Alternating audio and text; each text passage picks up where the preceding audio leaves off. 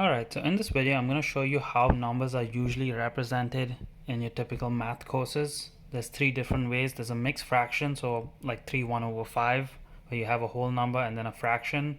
You have a common fraction, which just has a numerator and a denominator. Then you have a decimal. So I'm going to show you how to go from one version to the next. I'm going to show you how to do it manually and then how you can also do it using a scientific calculator. Okay, so let's take a look at a couple of examples. If I want to convert this into a common fraction, what I'm going to do is I'm going to multiply the two numbers. So basically 5 times 3 is 15, and then I'm going to add the number on the top. So 15 plus 1 is 16, and the bottom just stays exactly the same. So I converted this mixed fraction to a common fraction, and now if I want to convert it to a decimal, I just type it in my calculator. So if I type 16 divided by 5 in my calculator, I'll get 3.2. Okay, that's how you go from mixed fraction to the other two. Let's look at this one here.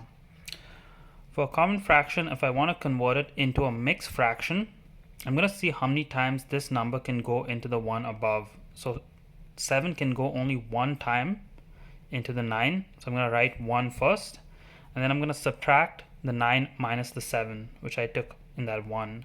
So 9 minus 7 is 2, and then your denominator again stays the same, doesn't change. If I want to convert this to a decimal, I'm just going to type 9 divided by 7 in my calculator. I get a big number, so typically it'll tell you how many decimal places to round it. I'm just going to write 6 decimals over here, but question will typically tell you how many decimals to round it. And then if you have a decimal and you want to convert a decimal to a common fraction and then a mixed fraction, you have to look at your decimal points.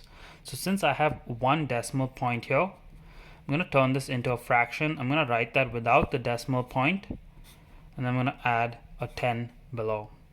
So 1 0 corresponds to one decimal place. If there were two decimal places, the bottom would be 100. That's just how you convert it. Then you got to simplify this fraction, something else that I'm going to talk about as well. So if you want to simplify, you got to divide the top and bottom by the exact same number. I know I can divide them both by 2.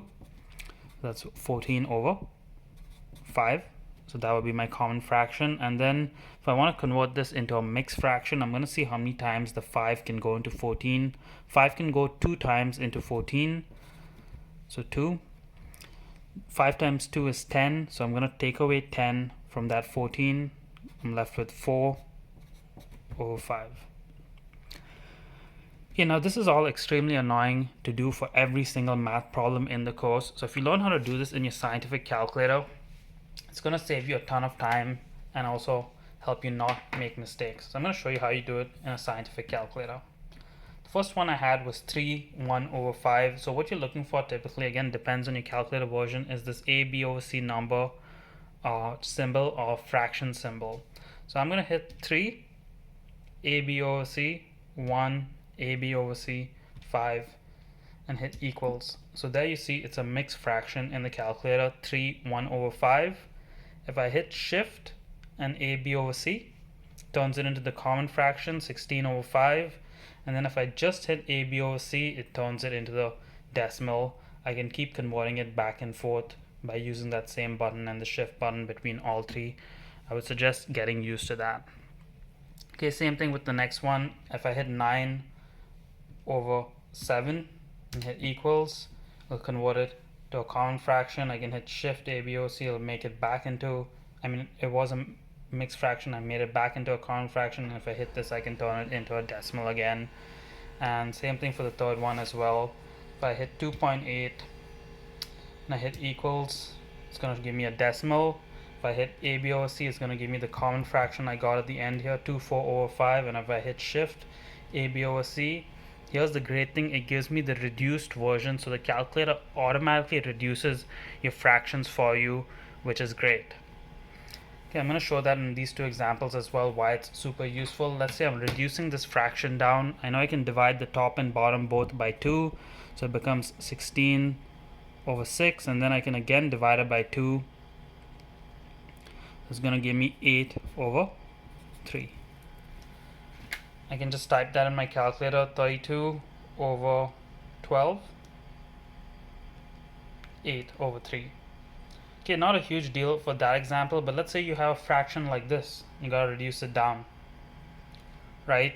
3120 divided by 1860 ABOC. It automatically tells me my reduction, my complete reduction is 52 over 31.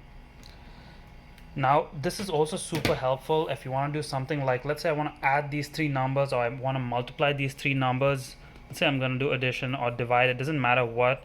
If you do this manually, it's going to take you a lot of time, but if you do it in a scientific calculator, it's going to be instant. So I'm going to show that right here. 1 over 5 plus 9 over 7 plus 2.8.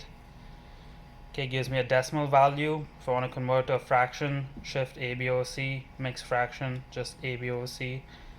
Can have all three versions. This is going to save you a ton of time, and it's also going to get you a lot of extra marks in any math course. So I suggest learning and getting used to this at the start of your math courses. It's going to make things a lot easier.